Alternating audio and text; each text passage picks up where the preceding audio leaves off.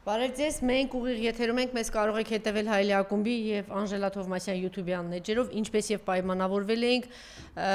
պարոն Զուրաբյանի հետ պիտի հանդիպեինք այսօր, շնորհակալություն պարոն Զուրաբյանին, որ այս ծանրաբեռնված օրերին ժամանակ գտավ եւ այս Հա, դե շատ լավ, որտեվ երեկ էլ մինչև 8 ժամ ես կարծում եմ բոլորը հետևում էին թեժ բանավեճին, բավականին հետաքրքիր էր, նախնական զրույցում նոր դա է խոսում, ասում եմ պարոն Զուրաբյան, չգիտեմ որտեղից սկսեմ, որտեվ ենթադրում եմ, որ երեկ շատ բան վիճակի մեջ է հայտնվել մարդա մեկը կամ ազգակործանը, չգիտեմ, այդպես բան վիճակի մեջ հայտնված առավոտ շուտ քաղաքական ժարգոնով դա կոչվում է սատկացրինք Քաղաքական ժարգոնով կոչվում է սատկացնել։ Այո, ճակերտների մեջ ենք ասում, որ հիմա չգան մեր դուրներ թակել, որտեղ քիչ առաջ հայտնի դարձավ, որ արդեն մտել են լրատվամիջոցներ են փորձում ահաբեկել։ Հիմա ես դա կներկայացնեմ, ուրեմն երեք արդեն հայտնի դարձավ։ Միգուցե հենց այս սատկացնելու հետևանքն է սա։ Գուցե, դա եմ ասում, երեք շատ բաներ։ Ուրեմն ձերբակալվել է Պետգույքի կառավարության վարչության նախկին պետ Արման Սահակյանը, հետո հայտնի դարձավ, որ պաշտոնական լիազորություններ արդեն ծիծաղելի է, գիտեք, պարոն Զուրաբյան, կարդաց ինչի համար, պարզ է, որ երեք ցենց ընկնավորվել է, գիտեք, Աշոտյանին տարեք, Էմեկին տարեք, 5 հոգի այստեղից ձերբակալեք, վերջը Աշոտյանին, հետո հայտնի է դարձել, որ ձերբակալման որոշում է կայացրել Գագիկ Խաչատրյանին եւ որդուն Արտյոմ Խաչատրյանը վախ 8 տարի հետո տեսեք 8 տարի հետո որորեն էլ հատկապես 1 օր առաջ ընտրություններից առաջ ուրեմն հերթական մեղադրանքն է առաջադրվել գեներալ լեյտենանտ Իրան Խաչատրյանի նկատմամբ հայտնել է փաստաբանը հետո այսպես անդադ լրահոսը հետևում ես անվերջ այսպիսի հայտարարություններ ձերբակալվել է Գագիկ Բեգլարյանը Երևանի նախկին քաղաքապետ այս որոշումներ կայացրել է եւ նաեւ քննչական կոմիտեն այս պահին խուզարկություն է իրականացնում Արմատ մեդիային գիտենք որ սա պատկանում է ուժեղ Հայաստանին լրատվական գործակալություն հայտնում են ԶՌՄ-ները Կայքի խմբագիր Նելի Ավետիսյանը իր Facebook-յան էջում գրել է, որ այնինչ կատարվում է այս պահին Արմատ մեդիայում խմբագրությունում պարզապես անթույլատրելի ազատ խոսքի դեմ արշավ է սկսվել։ Մեր գործընկերները նաև փոխանցեցին, որ արգրավել են անգամ լրագրողների, այսպես սովորական բան հեռախոսները։ Այսպիսի իրավիճակի ինչնից է։ Այս են դեպքը չի, որ ասում են ռեժիմը խոճապի մեջ է։ Լավ հիշեցիք, ամբողջությամբ էս է։ Ինչ է կատարվել, մենք հետևեցինք, թե երեք ինչ է կատարել, ձեր տպավորություններով կիսվեք եւ մի քանի կարեւոր հարցեր կար, որ երեք բարձրացեց, կուզենայի նաեւ այդ հարցերը այստեղ նորից բարձրացնել եւ խոսենք դրա մասին։ Խնդրեմ, ինչ տպավորություն ստացաք երեք եւ ինչի մեջ էր ինքը։ Չէ, դե երեք ակնհայտ էր, որ անսպասելի են իր համար։ Նա ենթարկվեց էկզեկուցիայի։ Հանրային էկզեկուցիայի, այդպեսի բան իր հետ դեռ չէր եղել։ Այսինքն ըստ երևույթին նախորդ դեբատների փորձը իրեն ինչ-որ ավելորդ վստահություն էր ներշնչել եւ ինքը համարում էր, որ էլի որևէ պրոբլեմ չի ունենալու։ Ուղղակի ինքը չհասկացավ, որ գործ ունի առաջին անգամ մարդկանց հետ, ովքեր իրան միշտ էլ բոլոր բանավեճերում հաղթել են եւ հիմա էլ հաղթեցին, այսինքն ինքը այդ կալիբրի մարդ չի ունեցել բանավիճող։ Հիմա ունեցավ եւ պարզվեց իր ամբողջ սնանկությունը։ Ինքը ոչ մի հարցին չկարողացավ պատասխանել եւ դժվար էլ է պատասխանել։ Իմիջիայլոց դուք ասեցիք նաեւ տեխնիկական խնդիրներ են ստեղծվել բանախոսների համար։ Այդտեղ նշանակություններ կա, դուք ասեցիք, որ ներսում եք եղել նկատելի է դա։ Ինչ են անում։ Միկրոֆոնները կարող են անջատվել կամ թուլացվել, խլացվել երկու տարբերակով։ Մեկը այնա, որ հաղորդավարը որոշում է ընդունում, հա, այդ համաձայն կանոնների ասում է, որ ասենք սա խախտել է, լրացրեք։ Մյուսը այնա, որ մուղամով տակից զվուկավիկները իջացնում են դա։ Այդ բանը ինչ որ հանձնարարություններ ունեն իջացնելու միկրոֆոնները։ Առաջին դեբատի ժամանակ դա չի գործել։ Դրա համար բոլորը կարողանում էին այն 3 րոպեանոց ընդհանուր դեբատների ժամանակ մտնեին իրենց ամբողջական ձայնով մտնեին դեբատի մեջ։ Եվ այդ ընթացքում պարզ դառավ, որ օրինակ կոնգրեսի ներկայացուցիչ Արամ Մանուկյանը ուղղակի դոմինանտ էր։ Դրանից իրանք բան արեցին, հետևություն արեցին, մյուս դեբատում մեր հենց ներկայացուցիչ Ավետիս Ավագյանին իր դեմ որևէ սանկցիա չէր կիրառվում, որովհետև ինքը իրան շատ քաղաքավարի էր պահում, շատ նորմալ ներկայանում էր, բայց տակից խլացնում էին։ Այսինքն եթե միկրոֆոնը պետք է լինի 100%-ի վրա, իջացնում են մինչև 20%, 15%։ Արդեն ոնց որ ինչ էլ ասես, քիչ է լսվում կամ թույլ է լսվում։ Երեք հա, բնականաբար իշխանական ներկայացուցիչի համար 100%-անց միշտ միացած է։ Բացի այն դեպքերից, երբ որ ասենք սանկցիա է կիրառվում, հա։ Երեք խլացնում էին Նարեկ Կարապետյանի ու իմ միկրոֆոնները,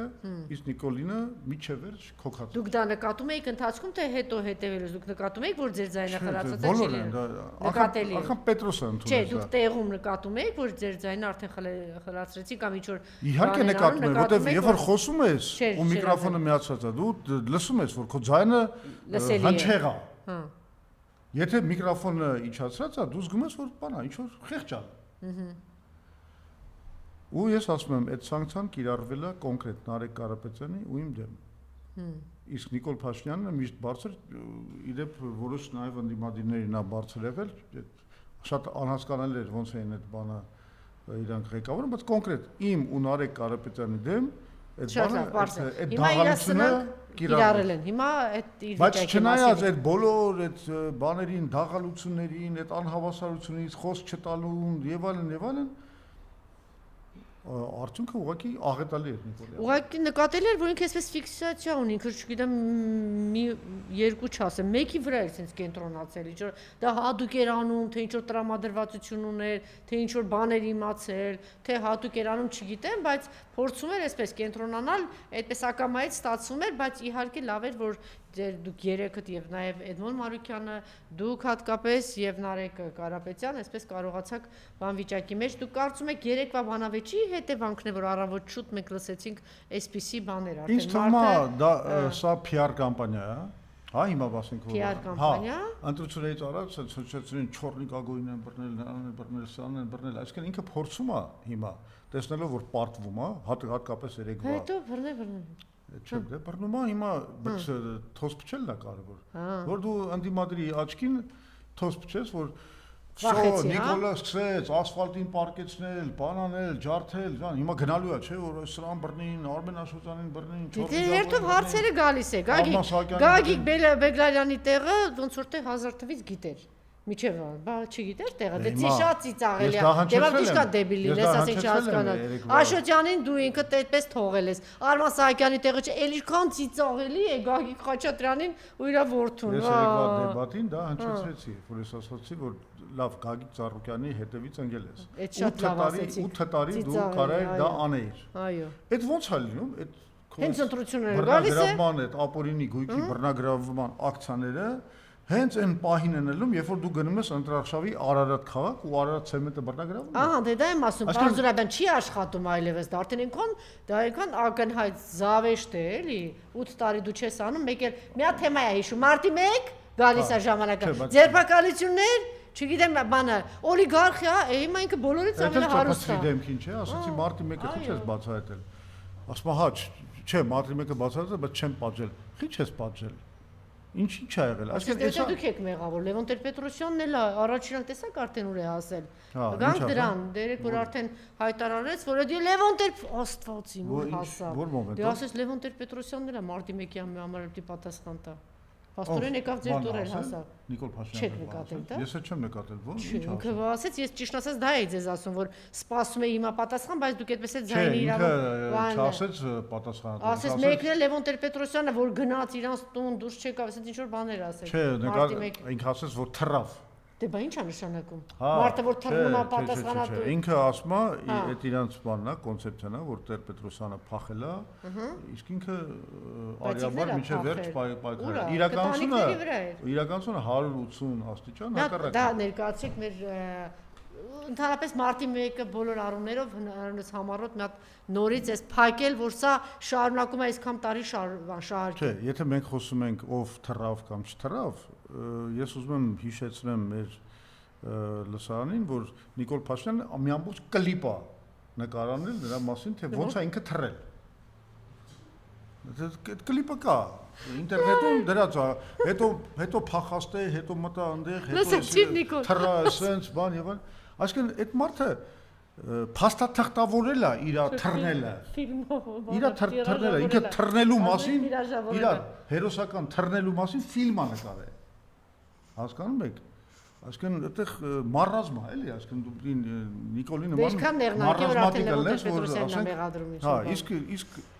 ես չգիտեմ, իրան պետք է այդ հիշացնել, որ Տեր Պետրոսյանն եկան ձեռը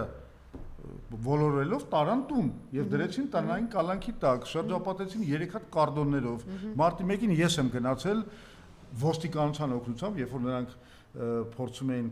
ինչ որ բանի կոնտակտի դուրս գալ եւ այլն, որ ինչ որ մենք մեզնից ուզում էին պահանջեին, որ ինչ որ հորդոր լինի բողոքավորներին, որ ծրվեն եւ այլն, ոստիկանությունը դիմեց ինձ, որ ես գնամ Տեր Պետրոսյանի հետ խոսել։ Եվ ես 3 կարդոնով եմ անցել։ Այնտեղ մարդ չէր կարա ոչ դուրս գալ, ոչ մտներ։ Ուր էր այդ ժամանակ Նիկոլը։ Ֆիլմեր նկարում իր թռնելու մասին, արդեն թե Նիկոլը այն ժամանակ արդեն սցենարը գծում էր այդ ֆիլմի մասին, թե ոնց է ինքը թռել։ Բայց դրեք այդ ֆիլմը, ինքը կա։ Այս ես կխնդրեմ, հետո բանում է, եթերում դրեք կլիպ թռնելու մասին։ Հերոսական թռնելու մասին։ Լավ, դե այդ ուղղակի այստեղ խնդրեմը դուք երևի նկատեցիք, խնդրեմը այն է, որ Նիկոլ Փաշինյանը այնքան սուտ է խոսացել, որ ամեն սուտը հերքելու համար մեր ջանքերը եւ ժամանակը մեզ տրամադրված է։ Չէ, դուք լավ մի հատ բանացիում եք գտել, սերիալային ստախոս, այդ ձեր բնորոշը շատ ճիշտ, այդպես գնում է, բայց դուք նկատում եք, պարոն Զուրաբյան, ենթագիտակցականում իր անդադ կա թռնել բանը։ Դե ճիշտ ասած, հիմա ճիշտ ասեցիք, որ այդ ֆիլմն էլ անգամ ֆիլմ է դրա մասին ստեղծել։ Եվ մեկ էլ սրա մասին էլի խոսեք, չնայած այնտեղ կարծեմ Նարեկը այդ բանը տվեց արցախցիների հետ կապված, որ սրիկայաբար ինքը շարունակում է այդպես թռել է արցախցիներին, ինչ վիճակում էին եւ ոնց ասենք Լևոն Տեր-Պետրոսյանը փաստորեն թռել է, Արցախայությունը թռել, բոլորը թռնող են, ինքն էլ այդ ուժեղ տղեն է, տենց բաների դիմադրում։ Դա ամենամեծ խայտարակությունն է, որտեղ Նիկոլ Փաշինյանը ես 3 ժամանակ չեմ ունեցել այդ երկար բացատրելու, կարճ ասեցի, ինձ թվում է տեղ հասավ։ Եկեք հասկանանք ինչ է, որ ասում է Ղարաբաղի բանը լուծարել է, չգիտեմ, ձեր բանը Շահրամանյանը, ձեր ինչ որ դրածոներն են լուծարել եւ այլն եւ այլն։ Եկեք մենք հասկանանք ով է լուծարել Ղարաբաղը։ Դա այնքան պարզ է։ Այդ Մինսկի խմբի պատմությունը, հիմա այս ստատուսը եմ գրել դրա մասին, որտեղ խոսում եմ, ինչ է ասում Նիկոլ Փաշինյանը։ Ինքը ասում է, որ Մինսկի խումբը ստեղծված էր նրա համար, որ չլուծի Ղարաբաղի հարցը։ Հիմա Ստեղ հարց է ծագում։ Ինքը ըստ էության մեղադրանք է ներկայացնում Մինսկի խմբի համանախագահներին։ Ամերիկայի եւ Ֆրանսիայի տեխնացու Նիկոլ Փաշինյանը հայտարարում է, որ Մինսկի խումբը ստեղծված էր, որ չլուծի Ղարաբաղյան հակամարտությունը։ Ավելի լավ ապացույց չկա, որ նրա իրական տերը Իլհամ Ալիևն է, որը հենց այդ նարատիվի հեղինակն է։ Ղարաբաղский конфликт был заморожен навсегда։ Կրկնել է նույն։ Չէ, այսինքն ես այդտեղ դրել եմ, որ ինքը այդ բանը Алиевна арել Минская группа ОБСЕ хотела, чтобы Карабахский конфликт был заморожен навсегда։ Այսինքն այս թեզի հեղինակը Ալիևն է։ Հիմա մեկ էլ պարզվում է, որ երբ որ պետք է ընտրի Ամերիկայի, Ֆրանսիայի ու Ադրբեջանի միջև, Նիկոլը ընտրում է Ալիևի նարատիվը։ Ինքը մեղադրում է։ Իրան հենց հարցեցին, դու ի՞նչ է մեղադրում ես Ամերիկային, Ֆրանսիային, ինքը նորից կրկնեց սա։ Սա լավագույն ապացույցն է, որ այս մարդու տերն ու տիրակալը Ալիևն է։ Ինքը կրկնում է, մեզ են չէ մեղադրում ադրբեջանական նարատիվների կրկնության մեջ։ Բայց դու ես արել դա։ Հիմա ես հատուկ ուզում եմ այդ Մինսկի խմբի, որտեղ ինձ թվում է հետաքրքիր կլինի մեր լուսանի համար։ Մենք պետք է հասկանանք մի բան։ Ոնց որ օրինակի համար հայկական հարցը, հա, հայտնի այդ միջազգային հարցեր դարել Բերլինի կոնգրեսից հետո 1871 թվականին դարավ հայկական հարցը, 6 վիլայետի հայության հարցը, հա, ինքը միջև առաջին համաշխարհային պատերազմ, ինքը միջազգային հարց էր։ Հետո փակվեց բնականաբար։ Հիմա 92 թվին, երբ որ ՀԱԿ-ի այդ արգործ նախարարների գագաթնաժողով եղավ եւ այդ Ղարաբաղի կոնֆլիկտը ուսումնասիրվեց, ստեղծվեց Մինսկի խումբը 11 երկիր, հետո իրան ընտրվեց նախագահություն եւ այլն եւ այլն։ Այդ պայից սկսած Ղարաբաղի խնդիրը դառավ միջազգային խնդիր։ Ինչն էր սրա կարևորությունը։ Եթե չդարձներ միջազգային խնդիր, Ադրբեջանը միշտ ասելու էր, սա իմ ներքին գործն է, սա բան է, սեպարատիստներ են, տերորիստներ են, մենք իրենց պետք է ոչնչացնենք։ Երբ որ ստեղծվեց միջազգային այդ ֆորմատը, որ արդեն Ղարաբաղի, Լեռնային Ղարաբաղի վերջնական կարգավիճակի որոշման շուրջ, այսինքն դա նշանակեց հետեւյալը, որ միջազգային հանրությունը որոշում ընդունեց, որ Լեռնային Ղարաբաղի այդ ինքնավար մարզը պետք է ունենա հատուկ կարգավիճակ, թե ինչ կարգավիճակ, հələ պետք է որոշի այդ միջազգային ֆորումը։ Դա կարող է լինել ավտոնոմիա, դա կարող է լինել անկախություն, դա կարող է լինել ինչ-որ արկախված իրավիճակ։ Այդ կարևոր չի։ Կարևորը որ միջազգային հանրության համար Ղարաբաղի խնդիրը դառավ մի հարց, որը դուրս է Ադրբեջանի լիակատար ինքնիշխանության շրջանակներից։ Եվ ահա Մինսկի խմբի ամբողջ առաքելությունը դրա մեջ էր, որտեղ ինքը Մինսկի խումբը ասում էր, կա չլուծված խնդիր։ Այդ խնդիրը չի կարող լուծել ռազմական ճանապարհով։ Մենք զբաղվում ենք բանակցությունները, որ լուծենք այդ խնդիրը։ Իրավական ճանապարհով։ Այդ մեխանիզմը փլուզել է Նիկոլ Փաշինյանը։ Երբ 2019 թվին, երբ որ մերժեց, չպատասխանեց ընդհանրապես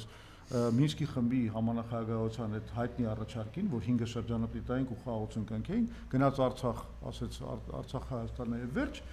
ու այդ պահից սկսած, այդ որ զրոյական կետից սկսենք էսկոմենկոմ,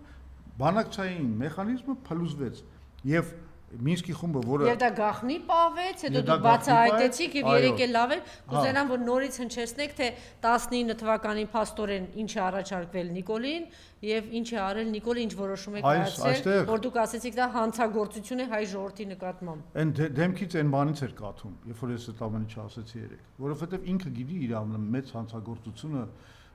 հայ ժողովրդի առաջ։ Հանցագործությունը հետեւյալն է, աշխարհը մեզ իրականում առաջարկել էր լուծում։ Աշխարհը ասում էր 5 շրջանը տվեք, դա ադրբեջանաբնակ շրջաններ են, Աղդամը, Ջեբրայելը, Ֆիզուլին, Զանգելանը, Ղուբատլին։ Այդ 5 շրջանները տվեք Ղարաբաղից դուրս, մնացածը կմնա հայկական վերահսկողության տակ, Քելբաջարն էլ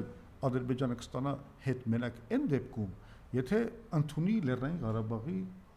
հայերի համար ընդունելի ստատուսը։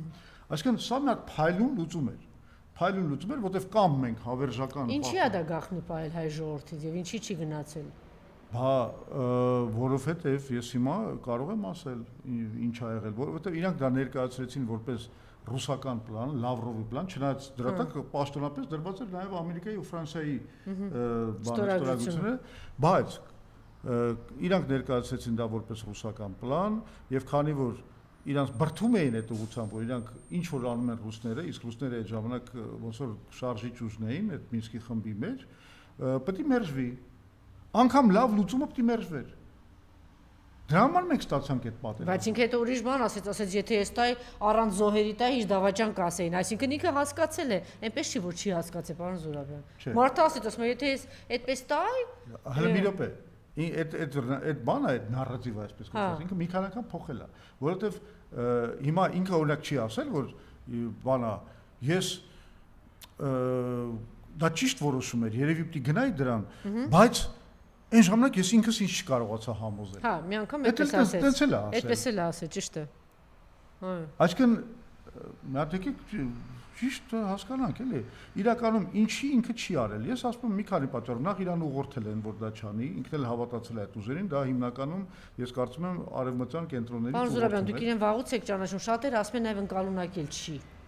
Խորքային միջև հիմա կարծեմ մի անգամ Լևոն Տեր-Պետրոսյանն էլ ասեց, ինքը միջև հիմա չի ընկալել Արցախյան հիմնախնդիրը։ Խորքային։ Ընդհանրապես, ի սկզբանե ինվերսիան եղել է իր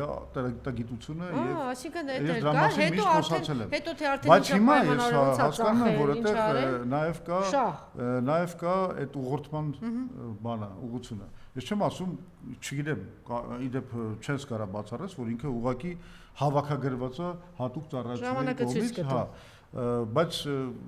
առանց հավաքագրվելու էլ կարող է լինել ցած հասկացություն կա ազդեցության ագենտ, այսինքն ազդեցության գործակալ, այսինքն ինչ որ ուրիշ մեթոդներով այդ մարդու մոտ տպավորություն են ստեղծում, որ ասենք այս երկիրը շատ հզոր է ու ինքը հետևում է այդ երկրի բաներին, հրամաններին եւ ուղղորդումներին։ Թե վերջաններից որն է հաստատվելու ապագայում, բայց ես տեսնում եմ հստակ ուղղորդում, մեկ, ապագիտություն, որովհետեւ ինքը նաեւ կարող է sense մտածածներ, որ դե քանի որ արևմուտքը հզոր է, էսի Լավրովի պլանն է, ես չանեմ Լավրովի պլանը, մեկը պատերազմ չի լինի, որտեղ արևմուտքը թույլ չի տա։ Օրինակի համար։ Ինքը որովհետեւ ինքը շատ տգետ մարդ է։ Ինքը շատ հանգիստ կարող էր նման վերջաններ ունենալ։ Հիմա ինչ էլ որ լինի, արդյունքը ես ներողություն եմ խնդրում, ինձ 3 բարձրաստիճան պաշտոնյաներ, ուրեմն իր իշխանություն գալուց հետո ինքը կանչել, ես չգիտեմ տեղին էսա ասել թե չէ, կանչել է փորձել է իբրև թե հասկանալ Արցախյան հիմնախնդիրը խորքային առումով 3-ն էլ ինձ ասել են, որ ինչ որ մի պայից հասկացանք չի ընկալում։ Ես դες ավելին ասեմ։ Մի 10 րոպե, ասում ես լսես, հետո հասկացանք բացատրում ենք ասա, չէ, անջատված արդեն չի ընկալում։ Այսօրվա ցեղասպանության ինստիտուտի տնօրենը Տաշյանը։ Այն ժամանակ իր օգնականն էր։ Այդ երբ որ իր առաջին հանդիպումը պիտի կայանար Ալիևի հետ։ Իր օգնականն էր։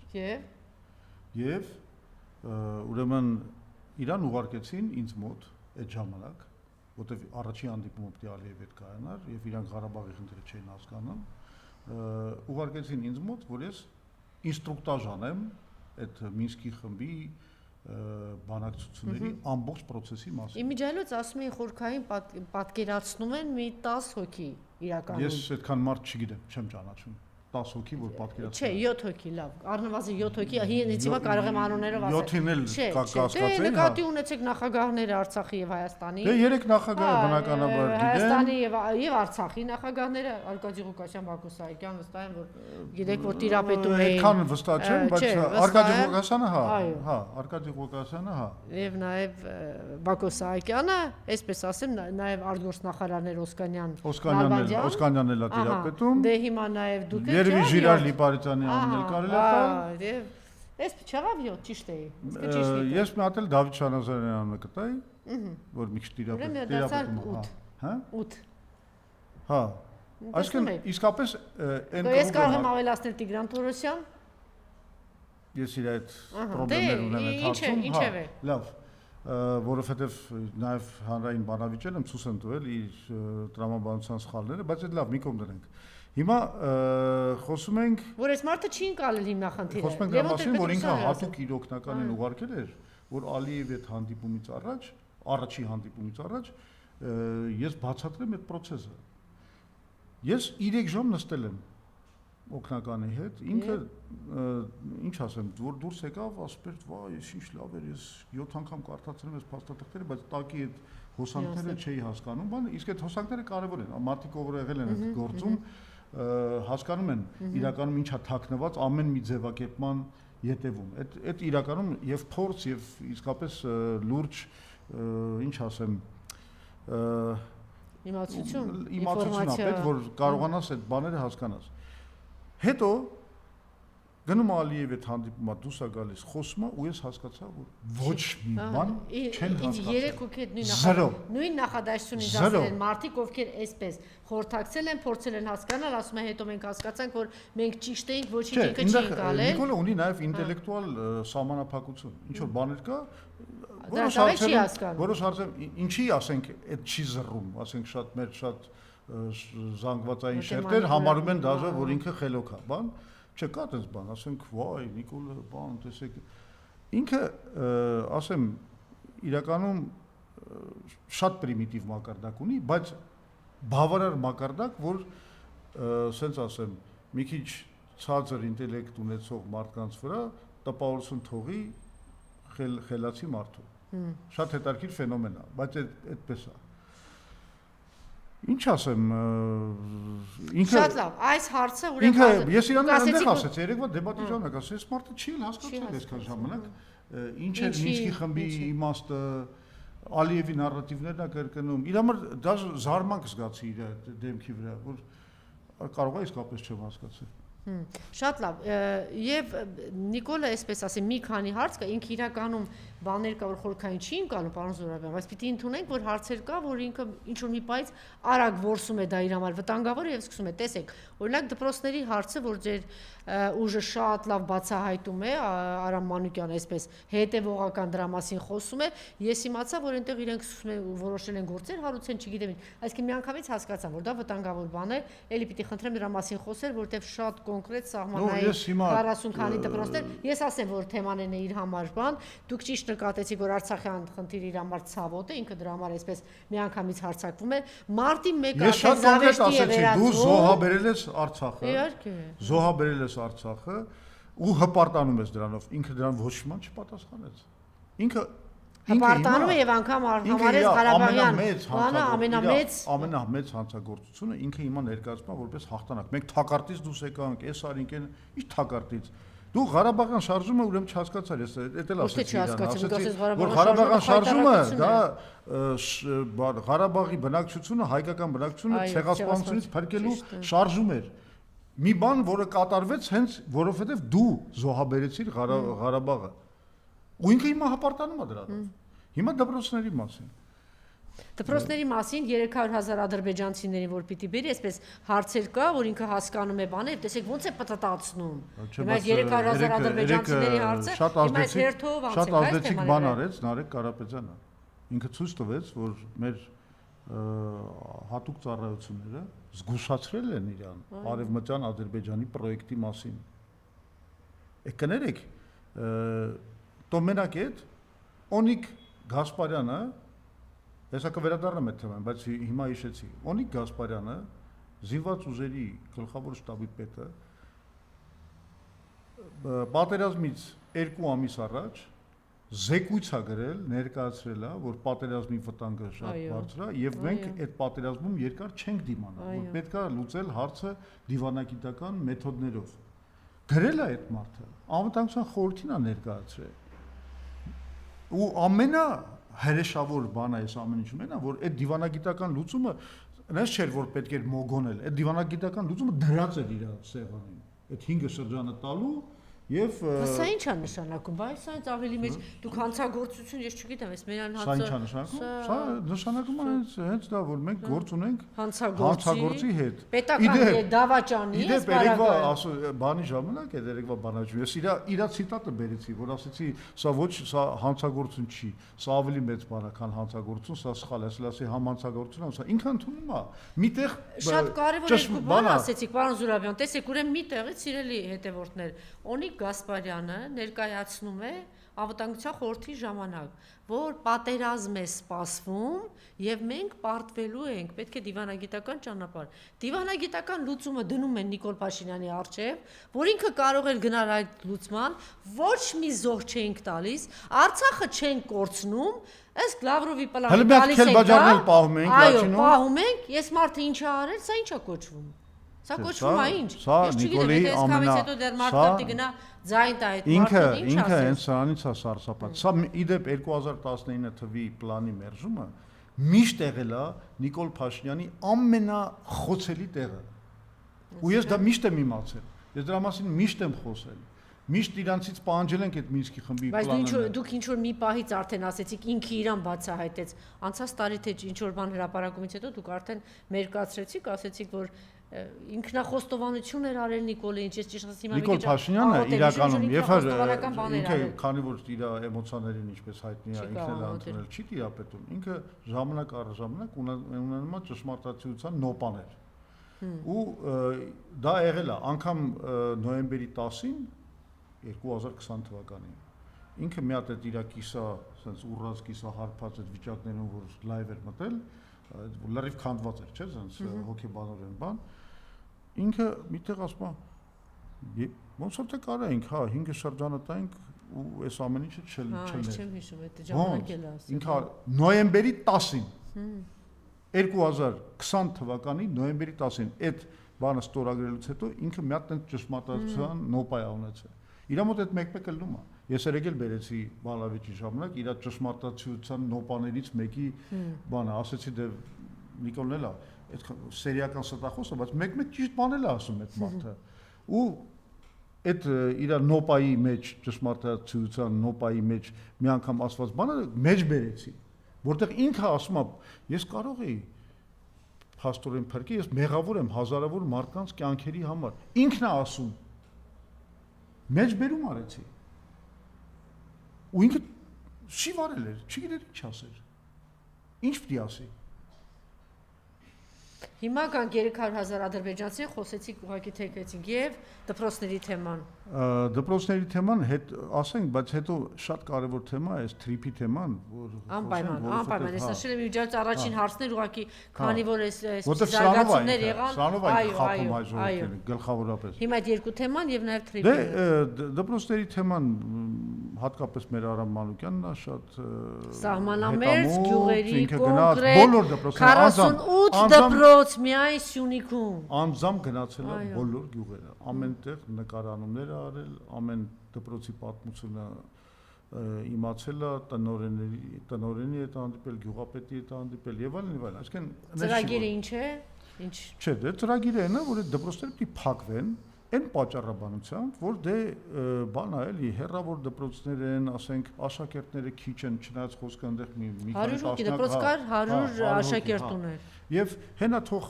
ավտոբուսներով գնան կողքի գյուղի ավելի մեծ դպրոցը, բան եւ այլն, մի հատ մարրազմ։ Աշխարհում տես բան չկա։ Որովհետեւ եկի 21-րդ դարում ենք ապրում, 21-րդ դարի բանն է, էլի, արդեն 21-րդ դարում էլ տեխնոլոգիաները շատ արագ փոխվում, ասենք 10 տարվա առաջվա տեխնոլոգիաները չես համատի այսօրվա։ Տեսականheit հայաթափության գյուղերը դատարկելու։ Այսինքն ես ինչ եմ ասում, այսօր դասավանդումը կարելի է բերել գյուղ, ամենահեռավոր գյուղ, on-line տարբեր դասավանդման մեթոդներ կան, ի վերջո դասատուները կարան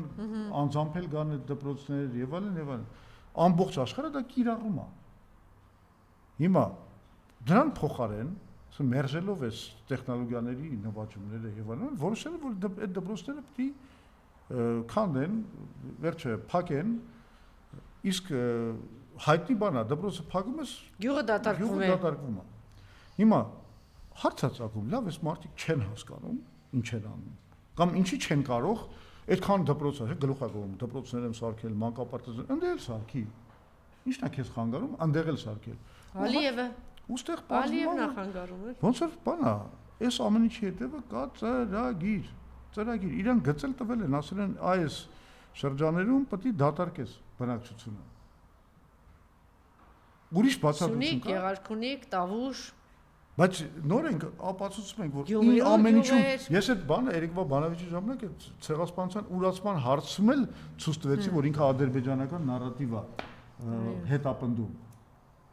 Հետո մեզ են մեղադրում, ասում են 300,000 բանի դուք ադրբեջանական նարատիվներ հենց դու ես սկսել, դու դարել ես խոսնակը, դու Ալիևի խոսնակն ես դարել։ Դու անգամ Ֆրանսիայի, Ամերիկայի դեմ ես գնում, բանը կրկնելով Ալիևի մեղադրանքները Ֆրանսիային ու Ամերիկային ուղղված։ Դες որ վիճակը իսկապես Եթե մնում է ինքը իշխանության ռեալ է եւ իրական է 300,000 ադրբեջանցիներ, ինքը տեսեք վախեցել է այդ թեմայից, իմ ամբողջ օրը դրա դեմ է խոսում։ Ճիշտ է, ու շատ ռեալ է, ախր շատ ռեալ է նաեւ ինչի, որովհետեւ եթե իրագործվում է TRIP ծրագիրը, մենք պետք է հասկանանք այդ միակողմանի ձևով ոնց որ հիմա ստորագրվել է եւ առաջարկվում է, ինչ է ստեղծում։ Այս շատ կարեւոր է, որ մեր ժողովուրդը հասկանա։ Այդ երկաթուղին կամ այդ գազատարը կամ այդ ճանապարհը, որ պետք է անցնի Մեղրիով եւ միավորի այդ այսպես կոչված TRIP-ի գոտում Ադրբեջանը Նախիջևանի հետ, դա դառնում է ինչպես գրված է անխոչնդոտ ճանապարհ Ադրբեջանի համար։ Այսինքն այդ ռեժիմը ադրբեջանցիների համար գնալ գալու Հայաստանի իշխանությունները այլևս չեն վերահսկելու։ Այդ ռեժիմը սահմանելու է TRIP-ը, TRIP-ի 74%-ը լինելու է Ամերիկայի կառավարության ձեռքը, 26%-ը Հայաստանի։ Այսինքն նշանակում է, որ ամերիկյան կառավարության ռեժիմն է այդտեղ գործելու։ Հայաստանը օրինակի համար, եթե Ալիևը, Ադրբեջանը ինչ որ մի պատճառով մեր վրա ճնշում է գործածում, օրինակի համար, չգիտեմ, մենք որ Ադրբեջանով անցնելու ենք, նման իրավունքներ չենք ունենալու։ Մենք պետք է Ադրբեջանի վրա երթևեկելով, օրինակի համար, Մեղրիից քշելով դեպի Երևան, Մենք պետք է անցնենք իրանց բոլոր մաքսային, չգիտեմ, Անցակետերով սահմանային եւ այդ անցակետները մենք պետք է ադրբեջանցու դեմք տեսնենք, որը Ալիևը չի ուզում որևէ հայի դեմք տեսնել։ Մենք այդ ամեն ինչը պետք է անցնենք։ Դա նշանակում է, որ Ադրբեջանը ունի գործիքներ մեր վրա ճնշելու, ասենք այդ նույն կոմունիկացիոն առումով։ Մենք չենք ունենալու Ադրբեջանի վրա գործիքներ ճնշելու։ Իսկ դա ինչ է նշանակում։ Դա նշանակում է, որ Ադրբեջանը ունենալու է հնարավորություն պարտադրել մեզ ցանկացած իրենց պահանջը եւ վերաբնակեցման պահանջը եւ հիմա պարզվեց նաեւ մսկիթների բացման պահանջը, երեք դրա մասին խոսվեց, ուզում են մսկիթները բացեն, ուզում են, ես ասում եմ, բացարձակապես չեմ զարմանա, որ ասենք սկզբից բնակեցնելով գնան, հետո ասեն ախպեր ջան, բայց ունեք արդեն փոքրամասնություն, արդեն 10-20% է կազմում Ադրբեջանի փոքրամասնությունը Հայաստանում, Ադրբեջանը պետք է ճանաչվի պետական լեզվի մակարդակի, իսկ նաև գրագրությունը պետք է երկու լեզվով լինի, ոչ միայն հայերեն, նաև ադրբեջաներեն։ Ես չեմ զարմանա, որ այս Նիկոլի օրոք 5 տարի կամ 10 տարի հետո ազանը հնչի, ազանը գիտեք որն է, այն մոլաները, որ բանա մինարետներից առավոտը 6-ից սկսում են այդ բաները հնչեցնել այդ իսլամի երաժշտությունները։ Բայց ինքն ասեց, այդ թեման էլ է փակում, բայց վերադարձի թեման էլ, այսինքն նույն հարթության վրա դրեց էլի Արցախահայության վերադարձը, էլ չեմ ասում Բաքվի հայության վերադարձի մասին, Սումգայիթի, Կիրովաբադի, չէ, ասեց մենք փակում ենք, բայց սա էլ է, չէ, սուտ։ Չէ, սա 300,000 ադրբեջանցիներ։ Այստեղ այնտեղ մի հատ մասնագետ չկար, ես կայի, բայց այդ խոսքը չասավ ինձ այդ գործում։ Ուրեմն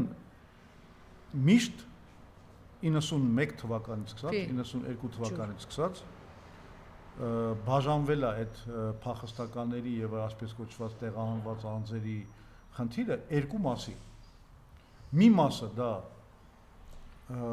հայերի Ադրբեջանից ուրեմն փախած հայերի, Ադրբեջանից դուրս եկած հայերի եւ Ադրբեջանից եւ Հայաստանից դուրս եկած հայերի թեման է, այսինքն հայեր, որոնք ասենք ապրել են Բաքվում, Սումգայիթում, Կիրովաբադում եւ ադրբեջանցիք, որոնք ապրել են ասենք Կապանում, Մեղրիում, չգիտեմ, տարբեր Հայաստանի բաներում, քաղաքներում, այդ թեման առանձնացվել է Լեռնային Ղարաբաղի հակամարտության գոտուց տեղահանված բաների, փախստականների թեմայի։ Դրանք եղել են երկու տարբեր թեմա։ Այո։ Այն մեծ թեման երբեք ոչ մի բանակցային փաստաթղթում դա չի նայվել։ Ընդհանուր խոսվել է, որ հետագա։ Բայց հիմա ինչ է անում Նիկոլը։ Հիմա Նիկոլը այդտեղից ինքը այդ երկու թեման միավորել է իրար առաջին անգամ։ Դες բան չի եղել։ Այսինքն Ադրբեջանը երբեք չի հաջողվել այս թեմաներ միավորել։ Ինքը հիմա միավորել է մի թեմայի մեջ ու բերել է նույն հարթության մեջ։ Բերել է նույն հարթության մեջ։ Եվ ասում է, եթե Արցախահայությունը վերադառնա, ուրեմն մենք էլ պիտի նրանց վերադարձը ապահովում։ Բայց լսում եք, ինքը Արցախահայության վերադարձի մասին խոսում է, չի խոսում է։ 300,000 ադրբեջանցիների մասին է խոսքը։ Ինչի մասին է խոսքը։ Մեջ ինքը ասում է, ախպեր ջան, ոչ արցախցիները կվերադառնան, ոչ էլ այդ 300,000։ Հիմա այդ է ասում, բայց այն 300,000-ի մասին խոսում են։ Արցախահայության մասին խոսքը չկա։ Քաղաքական խարդախի հետ գործ ունենք։ Մենք հասկանում ենք շատ լավ, որ իրականությունը լինելու է հետևելը։ Արցախցիները չեն վերադառնում Հայաստան, բայց այդ Ալիևյան այսպես ասած 300,000 մեքենաներով եկող ոչ թե տանկերով ադրբեջանցիները կգան Հայաստան։ Մի ասեք Արցախահայությունը չի վերադառնալու, Բաքվի հայությունը չի վերադառնալու, Սումգայիթի, Կիրովաբադի ոչ մեկ չի վերադառնա, բայց 300-ը բնականաբար ինքը բերելու է, որտեղ պնդում է հիմա նոր տարել է նույն հարթության վրա։ Իմիջիալոց հիմա քիչ առաջ Սամվել Կարապետյանն է դիմել պետական աշխատողներին, ասելով, որ մի վախեցեք, իսկապես երևի ինքը, չգիտեմ, վախ է, փորձում այնուամենայնիվ տարածել։ Եվ դա աշխատելու է, թե ոչ, պարոն Զուրաբյան։ Ես կարծում եմ իմիջիալոց հիմա ասում են, ոնց որ թե վաղը նոր ձերբակալությունների մի հատ մեծ աղրելի աշխատի դա։ 3 խնդիր է լուծում։ Մեկը ասում եմ PR, հա։ Որ ինչ ես որ ճարթում եմ սաղին բան, այն հին կոռուպցիոներներին բաներին, այս ընտրությունների պահին դա շատ կարևոր բան է, այդ PR-ն է։ Երկրորդը թույլատրել ընդդիմության կազմակերպական կառույցները, այո, ընդ որում նաև ըստ էության վախենում է հետընտրական process-ներից, նաև այդ առումով է բանանում։ Եվ մի հատ էլ մոտիվացիա նոր մտքովս անցավ, բայց հետո կհիշեմ կասեմ, որ ինքը ինչու է սա անում։ Հետո կհիշեմ կասեմ։ Այսինքն մի քանի հաջողելու է իր մոտ, հիմա կա թե արդեն այլևս ուշ է, այսպես ասած գնացքը շարժվել է։ Դե հիմա գիտեք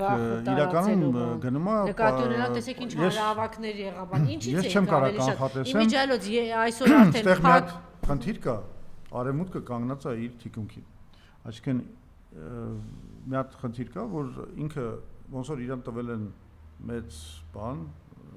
կարտ բլանշ, ոնց որ ասում են, այսինքն հավանություն, որ ինքը անդիմախոսներին ջարդի, անգամ դեմոկրատական նորմերի, մարդու իրավունքների խախտումներով եւ այլն եւ այլն։ Ինքը դա կիրառում է։ Ինքը նախ բոլորին երեգել էր, չէ՞ երևում։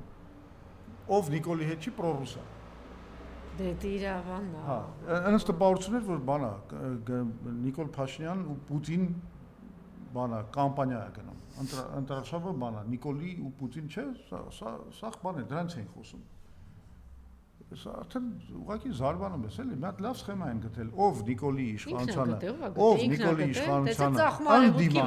անդիմանում է։ Չէ, եթե դու թեթև ես անդիմանում, թեթև ես անդիմանում արևմուտքի վրա, պարոն Զորաբեկ, եթե դա գտել է։ Թեթև ես անդիմանում Նիկոլին, բայց չես ուզում իրան իշխանությունից հանես, այլ ուղղակի ուզում ես լինես իր խորհրդանում գրպանային պատգամավոր, այդ նորմալ է։ Հա։ Այդ դեպքում դու ինչ ես։ Բանա, դու Պուտինի ագենտը չես։ Բայց եթե դու բարձրացնում ես հարց, որ Նիկոլ Փաշինյանը կարող է վարչապետ չլինի, դու ես հավակնում վարչապետ լինելու, դու Պուտինի ագենտ ես։ Այս բանն մցրել, դե հիմա հասկանալի է, վտանգավոր է այդ ամեն ինչը, որովհետև ես ասում եմ, հիմա ամենամեծ վտանգը այն է, որ Նիկոլ Փաշինյանը մեզ ներքաշեց Արևմուտք Ռուսաստան միջնորդավորված պատերազմի մեջ։ Ինքը հասցրեց նրան, որ առաջին անգամ խաղադրույքներ են դնում գերտերությունները, Հայաստանը դարձել է կատաղի տենց մրցակցության կռվադաշտ եւ հետեւաբար էլիտաները բաժանվում են պրո արևմտյան, պրո ռուսական եւ դա պարակտում է նաեւ ժողովուրդը։ Մենք օրինակ մեր դիրքորոշումը չեզոք է, մենք համարում ենք, որ Հայաստանը չի կարող բլոկավորվել, չի կարող գնալ կամ արևմուտքինը դառնալ Ռուսաստանի թշնամին, կամ գնալ Ռուսաստանին կպնի դառնա արևմուտքի թշնամին, երկու ճանապարհն էլ սխալ են։ Բերում են Հայաստանի վրա աղետներ։ Մենք այն գլխից եղել ենք անկախական, հիմա էլ ենք անկախական, համարում ենք, որ Հայաստանը պետք է մնա անկախության դիրքերի վրա, նաև այն պատճառով, որ դու քեզ չես կարա այդ շռայլությունը թույլ տաս լինել որևէ գերտերության թշնամի։ Իսկ եթե որևէ գերտերություն տեսնում է, որ դու այլ բլոկի մեջ ինչ որ չես մտնում, ինքը քեզ արդեն չի դիտարկում որպես թշնամի։ Ինքը տեսնում է, որ դու հավասար խաղ ես խաղում, այսինքն բոլորի հետ փորձում ես համագործակցության լեզուներ գտնել։ Այդ դեպքում թշնամի չես։ Աշխարհը չի գնում նրան, որ պիտի կողմնորոշվել։ Դե հիմա այդ ինչ որ ասում եք շատ լավ է, բայց այլևս շռայլություն չի։ Եթե տեսնենք թե ինչ զարգացումներ են տեղի ունենում աշխարհում։ Նախ կան բազմաթիվ երկրներ, որոնց օրինակները կարան բերեմ, որ իրենք այդ աշխարհակաղական խաղը լավ էլ խաղում են։ Ղազախստանը, Կырգызստանը, Մոնղոլիան։ Ղազախստանի նախագահը գնաց են տրապիտակ ինչ որ ասում են դիմավորեց եւ բաներով։ Բայց հետո էլ Պուտինի հետ միասին հայտարարություն անում, որ Հայաստանին բիատեմից պետք է հանել։ Ինչ անենք։ Ուզում ասեմ ինքը փորձում է բալանս պահել։ Ինքը եւ փորձում է պահել, բայց երբ որ պետք է շատ լավ Ռուսաստանի հետ ինքը ուրիշ բան, ես հենց այդ եմ ասում, եւ անում է, հետո դե կներեք էլի Ղազախստան եւ Հայաստան, նա թելքարտեզի վրա նայեք ու պատկերացրեք, ես մեր նման երկրներ, չէ, եթե այդպես է, որ խելագարը չի ուզենա ձեր ասած ճանապարհով, բայց արդյոք հիմա աշխարհը շատ ավելի Այդ հիմա Հայաստանի համար միակ փրկությունն է։ Միակ մենք իրավունք չունենք բլոկավորվելու։ Ու ասեմ, իրականում ոչ ոք էլ մեզնից չի պահանջում, որ մենք ուրիշ հարց։ Ոչ ոք չի պահանջում, որ մենք անպայման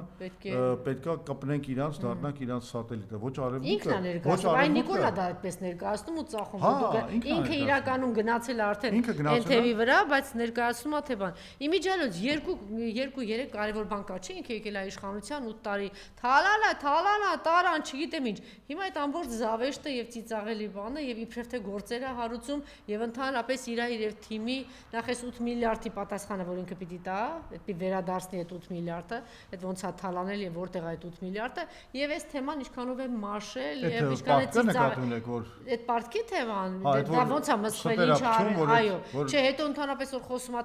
թալանը, մի հատ հիշենք իր թիմը ինչ վիճակում էր եւ հիմա ինչերի է տիրապետում եւ ինչու մի է թիմը։ Ամենակարևոր հարցը, ամենակարևորը։ Բերել ենք, հետ ենք բերել։ Այդ 8 միլիարդի, որ ասենք պարտքը ինքը մեծացրել է,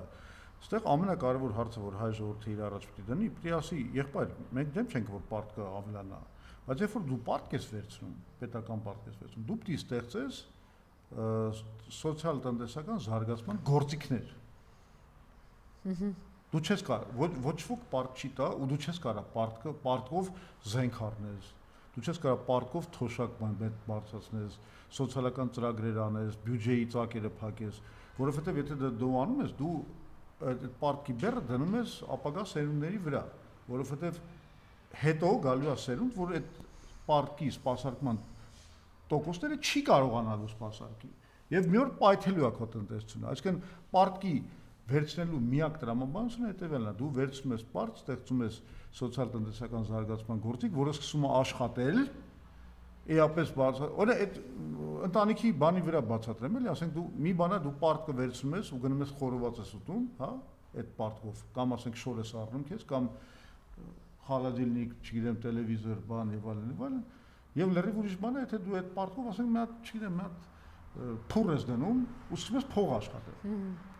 Դա էսա իմ բանը բացառ։ Իսկ գիտեք որ իրա վերցրած դրան, ուրեմն գումարի մի հատ մեծ չափաբաժին կա, որ ընդհանրապես այս 2 տարվա ընթացքում ոչ մի առումով չի օգտագործվել, բայց արդեն ահռելի միլիարդ իշխաններ, հիմա չեմ ասում որ սխալված չեմ թվի մեջ, ինքը տոկոս է տվել։ Դուք էսի բան պատկերացրեք, ընդհանրապես չօգտագործել, այդ գումարը վերցնել եւ այդտեղից ինչ որ մի հատ մեծ բաժին 2 տարի շարունակ տոկոս փակել։ Թե ինչ խայտարակություն է այս մարդը։ Օրինակ մենք ինչ ենք ասում որ եղբայր, եթե դու օրինակ մեր ծրագրում կան, չէ, երկաթուղու կառուցում, ատոմակայանը կառուցում։ Եթե դու պարտքը վերցնում ես, որ ատոմակայան կառուցես, դա իմացաք, չէ, 3 հատ ատոմակայանը կառուցել, ոչ մեկս տեղյակ չի, թե դուք տեղյակ եք։ Ես տեղյակ եմ։ Այդտեղ էլ ինքը ճշմարտությունը չի ասում։ Ինքը ասում է 400 մեգավատ է ատոմակայանը, ես 1.2 գիգավատի բան եմ ստեղծել, հա, այսինքն 3 հատ ատոմակայանի հզորություն եմ ստեղծել, 3 ատոմակայանի, չէ, իրական ատոմակայան չի ստեղծել, ինքը մասի 3 ատոմակայանի չափով արևային էներգիա եմ բան արել ստեղծել, բայց ինքը մի բան չի հասկանում, որ այսօր մեր արևային էներգիան հասել է մի գիգավատ, մի տերավատ ժամ տարեկան, մի ծավալ է հիմա մեզ մոտ արևային էներգիան, որը արդեն մեր էներգետիկ համակարգը սարքում է անկայուն։ Մենք էլ չենք կարող արևային էներգիան ավելացնենք, որովհետև հա, մենք հիմա որտեղ արևային էներգիան ինքը տատանվող էներգիա, չէ՞։ Արևը մեկ ուժեղ է, մեկ թույլ է եւ այլն, հա։ Այսինքն ինքը sense տատանվող էներգիա է։ Կա ինչ որ մի հատ լիմիտ, օրինակ ատոմակայանի արտադրված էներգիան ինքը կայուն է, միշտ այսքան է, ասենք ջերմակայանինը միշտ այսքան է։ Հիդրոկայանները տատանվում է սեզոնային, բանինը այդ արևայինը ահավոր է տատանվում։ Հիմա դու պետք է ունենաս ինչ որ մի կայուն էներգիայի մի հատ մասնաբաժին ու կարող ես անկայուն էներգիայի մասնաբաժին ունենաս։ Հիմա մենք արևային էներգիայի արտադրությունում հասել ենք լիմիտի։ Ինչի, որովհետև ինքը համապատասխան այդ արևային էներգիայի արտադրությանը չի ավելացրել մեր կուտակային բանը, այսպես կոչված ակումուլյատորային հզորությունները։ Սա չի արել 0։ Օրինակ մեր ծրագրում մենք այդ առաջարկում ենք, որ Սևան կասկադ Սևան հրազդան կասկադի այդ հիդրոկայանը այնպես մոդեռնիզացնենք, որ ինքը նաև ակումուլյացիոն դեր կատարի։ Մայրամ, սրանք արագ էկրանին դրեք։ Ահա, հիմա հենց այս պահին արգրավում են ամբողջ տեխնիկան լրատվամիջոցի, այս պահին խայտարակություն է սա։ Որտե՞ղ։ Ո՞վ է տեսել։ Որտե՞ղ են արգրավում։ Սամվել Կարապետյանից լրատվամիջոցը, Արմատ մեդիա։ Այսինքն տենց վախեցած են, հա, այս իմիջիայլոց նորաստեղծ լրատվամիջոց է, բայց երևի որ կապված է Սամվել Կարապետյանի հետ, այս պահին ամբողջությամբ բան արեք, որ ընթացքում էլ ցուցադրենք։ Եվ տեսեք, նկատելի էր, որ երեք այսպես թիրախավորել էր ինքը Արման Թաթոյանին եւ շատ այսպես գրեիկ բաներ թույլ տվեց նաեւ ձեր ուժի նկատմամբ, դե ինչպես ասացիք, բայց Արման Թաթոյանի միկրոֆոնը չէին անջատում։ Դա չէին անջատում, այս մի հատ փորձենք հասկանալ թե ինչու, բայց ձեր անջատում էին, ասում եք, որ անջատում էին։ Ո՞նց ասում են։ Չէ, դուք տեսել են։ Հա, դե եթե ասում եք, խլացում էին։ Չէին խլացում։ Չէ, որտեվ մի քանի պակար ես մտածում էի կարձագանքեք, բայց դե ձեզ եթե ցույց չեն տալի, չի երևում դուք այդ պահին ուզում եք խոսել, թե չէ, այդ պահին ձեզ չի ցուցադրում, ասեք։ Խոսացել են, բայց ինքը խլացած է։ Հիմա կարողանում եք մեկ դա տեսնել թե ոչ, եւ նաեւ թիրախավորելով ձեզ նախ ասած, որ փախչել է ձեր առաջնորդը, Մարիամ։ Կարողանում ենք թե ոչ։ Չեք լսում, խոսում եմ, ասում եմ, որ արգրավել են, դրված է քեզ ուղարկեցի։ Եվ նաև ասեց, որ դուք օլիգարխիայի փողեր, մանր մունր ինչ որ փողեր թռցնող, ձեր ուժին էսի նաև մեղադրանք էլ հնչեցրեց։ Ինչա կենտրոնացել թիրախավորում ձեզ։ Ինչ ենք արել։ Ոնց էր ասել, այնտեղ օլիգարխիայի փողերը մանր, բառացի ոնց էր Մարիամ։ Օլիգարխիայի փողերը մանր կոպեկներ եք վերցնում օլիգարխներից ապավելի համար, հա։ Այսինքն ինքս էս մանր բան ինչ որ բաներ էլի ձեր նկատմամբ Լևոն ինչով եք բացատրում։ Ես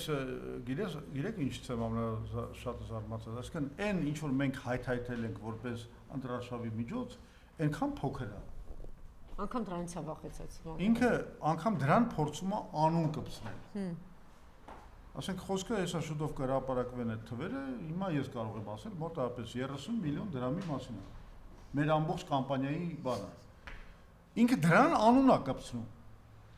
Հասկանում եք ինչ աստիճանի այրա բառնել հետ կօգտագործեմ ստոր մարդը։ Ինչա ուզում ձեր նկատմամբ ինչի է այսպես բանի Հայկի նկատմամբ Լևոն Տեր-Պետրոսյանի առանց ավելորդ համեստության կասեմ, որ Նիկոլ Փաշինյանի այդ սխալները, հանցագործությունները, ձախողումները ոչ ոք այսքան լավ չի բացահայտում, ինչքան մենք։ Կամ էլ ոչ ոք այդքան լավ իրեն չի ճանաչում։ Դե մենակ ճանաչելու հարցը չի։ Մենակ ճանաչելու հարցը չի։ Այդ մի քիչ շատ է այդ շահարկվում այդ թեման, որ մենք իրան լավ ենք ճանաչում։ Մենք ոչ միայն իրան լավ ենք ճանաչում, մենք նաև լավ վերլուծում ենք։ Մենք տեսնում ենք իր ձախողումները, իր սխալները, մենք ունենք դիվանագիտական փորձ, մենք ունենք պետական կառավարման փորձ, այդ փորձը թույլ է տալիս ավելի լավ վերլուծել, թե ինքը ինչ անում։ Հետո մենք չունենք կապանքներ, մենք չունենք տերեր։ Մեզ ոչ ոք չի ղեկավարում։ Մեզ ոչ արևմուտքն է բանանում, մանիպուլացնում, ոչ Ռուսաստանը, ոչ մեկ։ Իդեպ նաև դրա հետևանքը այն, որ մենք ըստ էության շատ մեծ միջոցներ չունենք, որովհետև մենք չունենք ինչ-որ արտաքին ֆինանսավորման կանալներ։ Հետո նաև հասկանում է լուրջ կայացած գաղափարական ուժը, ինքը շատ լավ հասկանում է, որ մեզ ֆինանսավորող օլիգարխներ, չէ, բայց այդպիսի մեղադրանքներ էր էլի հնչեցնում։ Բայց եթե ունենայինք, պատկերացրեք, մենք ունենայինք, մենք 30 միլիոնով այս գործ անենք, այդքան խեղճ են այդ օլիգարխները, որոնք մեզ իհանի ֆինանսավորում են։ Սա է պատկերը մտել են, հա։ Այս կադրն է միայն Հա։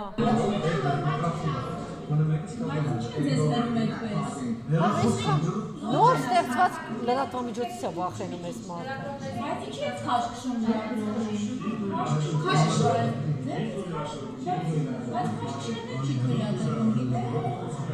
Ինչ անվիճի շրջանակում են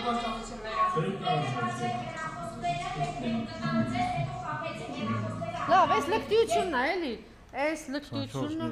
այո, շատ լավ եւ վերջ ավարտում ենք, էլի ինչպես միշտ ասում է պարոն Զուրաբյանը, պարոն Զուրաբյան, ինչու պիտի մերժել իրեն։ Հա, չէ, Սա ասեք ինչու պիտի ձեզ ամենակարևոր բանը ես ուզում եմ ասել։ Թող առանց ձայն գնա հետևան մեկ է։ 3P պրոյեկտն է, որ ինչի է ասա կարևոր, որովհետեւ միակ իրական պատճառը, որի համար ասենք որոշակի զանգված, որը ոչ թե ինչ որ շահամոլ նպատակներով է Նիկոլի համար քվեարկում, այլ ընդհանրապես կարող է ընդունի, որ ինքը համարեն, որ ինքը լավ գործ է անում, դա թրիպն է։ Այսինքն կա մի զանգված, որ կարող է հավատա, որ դե գիտեք ինչ, այս ինչ արել է, հա, շատ բան է ձախողել, փլուզել, հանցագործություն արել, կարևոր չի։ Հիմա վերջապես այս մարդը ստորագրել է TRIP, ամերիկան գարանտա բանի խաղաղության եւ այնուամենայնիվ բերում են արհեստական բանականություն, հա դրա մասին չէ՞ խոսում, չիպերը, բաները, որ ուրիշ երկրներ չեն գնում, այսինքն ին կարող է ստեղծվել որոշ ազնիվ մարդկանց մոտ այն պատրանքը, որ սա ճանապարհ է դեպի ապագա։ Պրոգրեսիվ Միացյալ Նահանգները մեզ ապահովում են խաղաղություն, ապահովում են տեխնոլոգիական զարգացում, ապահովում են հիմա արդեն ստաբիլ կլինի, ինվեստիցիաներ կգան եւ այլն եւ այլն։ Այս մարդկանց պետք է ինչ-որ բան ասել։ Խնդրեմ, ասեք։ Այստեղ ամենակարևոր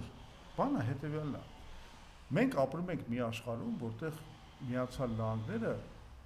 եւ Չինաստանը մրցակցում են դոմինանտության համար։ Ընդ որում գլոբալ առումով, պատմական առումով 2000 թվականներից արդեն սկսած Միացյալ Նահանգները գնում են դեպի անկում, իսկ Չինաստանը բարձրանում է։ Ու այս իրականում այս բոլոր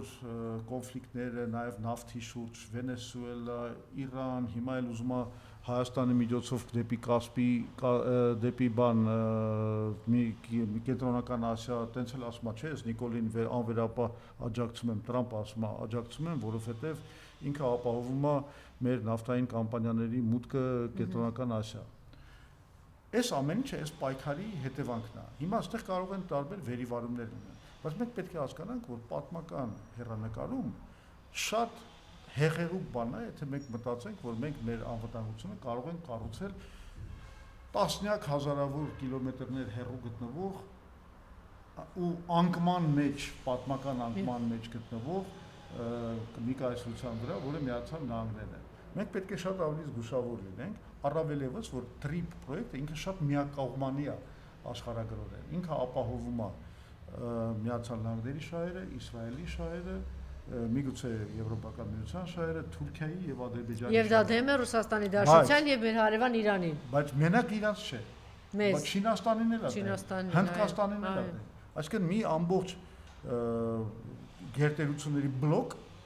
ոնց որ միակողմանորեն անտեսված է այս պրոյեկտը։ Այսինքն մեծ վտանգ, մեծ արկածախնդրություն կա այս ամեն ինչի մեջ։ Ում մեր երկրորդ։ Առավել ևս, որ հիմա Ամերիկա-Իրանն այս պատերազմը ավարտվել է ըստ էության Իրանի հաղթանակով։ Ամերիկան, ես երեկ էլ ասացի դա, սպառելով իր հրթիռների պաշարի ուղիղ կեսը չի կարողացել ջարդել Իրանին։ Իրանը նորից ունի կարողություններ խփելու միջին պայմանը դնում ասում իջեր չդադարել Լիբանանի վրա հարձակումները ոչ մի բան չէ։ Նույն Իրանը հայտարարել է, որ TRIP-ը չի կարող գործել, քանի դեռ ինքը չի գործելու Իրանի պայմաններով։ Հետևաբար մենք պետք է հասկանանք, որ այս ինչ որ Նիկոլը փորձում է մեզ մատուցել որպես ճանապարհ դեպի կայունություն, կայուն խաղաղություն, իրականում հերթական, նիկոլական խարդախություն ու պատրանք է, ավանտյուրա, որի արդյունքը լինելու է հերթական պատերազմ, Զանգեզուրի կորուստ, չգիտեմ, եւ այլն եւ այլն։ Հիմա մեր ասածը հետեւյալն է. Եղբայր, մենք առաջարկում ենք TRIP + BRICS, այսինքն մենք պետք է ներդաշնակեցնենք այդ շահերը։ Այո, Ամերիկան ու Իրանը պետք է համաձայնեցնեն իրենց բաները, մոտեցումները, հենց նույն Հայաստանի հետ կապված, Սյունիքի հետ կապված, տրանզիտային գոտու հետ կապված։ Մենք առաջարկում ենք դրա հանգուցալուծումը։ Մենք ասում ենք պետք է Հայաստան-Իրան երկաթուղի կառուցվի եւ պետք է այո գոյատևեն երկու առանցք, արևմուտք-արևելք TRIP-ով եւ շատ լավ։ Եվ 5 կարևոր 5 դուք եք շտապում, ես կարող եմ երկար խոսել։ 5 կարևոր բան ինչի պիտի մերժել Նիկոլին։ Ասեք եւ ավարտում ենք։ Առաջինը, որ ինքը միշտ մեզ խոստացել է խաղաղություն, վերելա պատերազմ։ Միշտ ստացել ենք պատերազմ։ Դա բան է։ Առաջին ընտրությունների ժամանակ 18 թվին, չէ՞, ասեց բանամ ես կապահովեմ կամրապնդեմ զինադադարը, կապահովեմ Լեռնային Ղարաբաղի ինքնորոշման իրավունք, կվերադարձնեմ Ղարաբաղը բանակցությունների սեղանին, ստացանք ջախջախիչ պատերազմ 44 օրյա։ Դրանից հետո իբր թե խելոքացել էր, բանը ընդունեց այդ նոյեմբերի 9-ի բանը հայտարարությունը, ասեց այ հիմա մենք մտնում ենք խաղաղության դարաշրջանի մեջ։ Կօգտվենք, Բաքվով կգնանք դեպի Մոսկվա, սենց էներ, բան հիշում եք, չէ՞, սա ռոպագանդա։ ստացանք երկու պատերազմ։ Երկու պատերազմ, երկուսն էլ ջախջախիչ, մեկը Լեռնային Ղարաբաղի ոչնչացում, մյուսը բան է, այն հայտնի են Ջերմուկի Վարդենիսի դեպքերը, 200 զոհել ունեցանք եւ այլն։ Հա, ստացանք դա։ Հիմա ինքը բերել է մի հատ էլ նոր sense բան, որը ներկայացնում մի հատ նոր sense փաթեթավորված բան, Trip անունով, ասում է, էսի խաղաղությունն ու տեր կանգնեք խաղաղությանը։ Բայց ես ասում եմ, եթե դու երկու անգամ մեզ խաբել ես, ստացել ենք լրիվ հակառակ արդյունքը։ Այս երրորդ անգամ ինչի՞ պիտի մենք չհասկանանք, որ սա ոչ թե խաղաղություն է, այլ խարդախություն է։ Ես դրա համար ասում եմ, Նիկոլի այդ բանը, կարգախոսը պետք է վերավանել։ Տեր կանգնեք խարդախությանը, ոչ թե խաղաղությանը։ Լսեցիք։ Տեր կանգնեք խարդախությանը։ Այս ինձ համար ամենակարևոր պատճառներն են, թե ինչու Նիկոլին չի կարելի հավատալ եւ պետք է ուղարկել գրողի ծոցը։ Երկրորդ պատճառը խաղամոլության ու բանի թմրամոլության, թմրաբիզնեսի հովանավորումը։ Խաղամոլությունը 21 անգամ աճել իր կառավարման տարիներին, թմրամոլությունը 7-8 անգամ։ Իրանց թվերով ընդորում։ Հա։ Սա ժանտախտ է, սա աղետ է ու ինքը դրա հովանավորն է։ Այս էլ ձեզ երկրորդ պատճառն է, ինչի իրան պետք է հեռացնել։ 300,000 ադրբեջանցիներ, դպրոցների փակվել։ Երրորդ պատճառն է, դա այնա, որ ինքը, եթե ազգը պետք է ուժեղանա ազգային համերաշխությամբ, ինչ որ իր արժեքների, պատմամշակութային ինքնության գոնե շուրջը համախմբվելով, ինքը անում է ուղիղ դրա հակառակը։ Ինքը քանդում է մեր պատմամշակութային ինքնությունը, ինքը պատրաստ է գնալ այսպես կոչված խաղաղությանը, ոչնչացնելով մեր ինքնությունը, մեր հայությունը, եւ ինքը պատրաստ է պառակտել մեր ազգը, պատրաստ է, չգիտեմ, բանը վեհապարին, ասենք, բանը իր ինչ-որ մարմնի մասեր ցույց տալ, չգիտեմ, պատրաստ է շնաբերան էս բանով, էս իր շնաբերան, այո,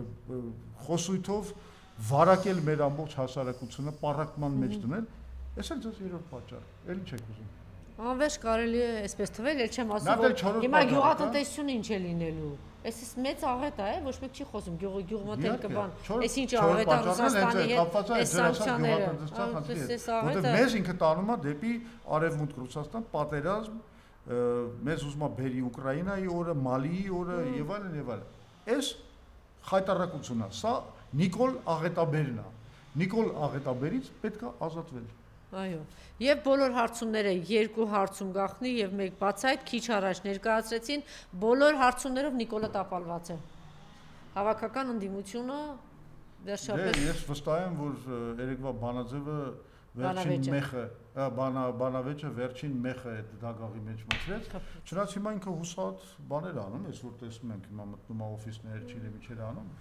Տեսնենք ինչով կավարտվի այս։ Հաջողություն ձեզ ընտրություններում, հաջողություն։ Շնորհակալություն, ես էլ վազեմ մյուս հարցազրույցին։ Այո, հաջողություն։ Մնացեք մեզ հետ, քիչ անց մենք կհանդիպենք պարոն Սուրենյանցը, կլինի Հայկ Նահապետյանը, կլինի եւ այսպես շարունակ։ Շնորհակալություն, պարոն Զորավյան։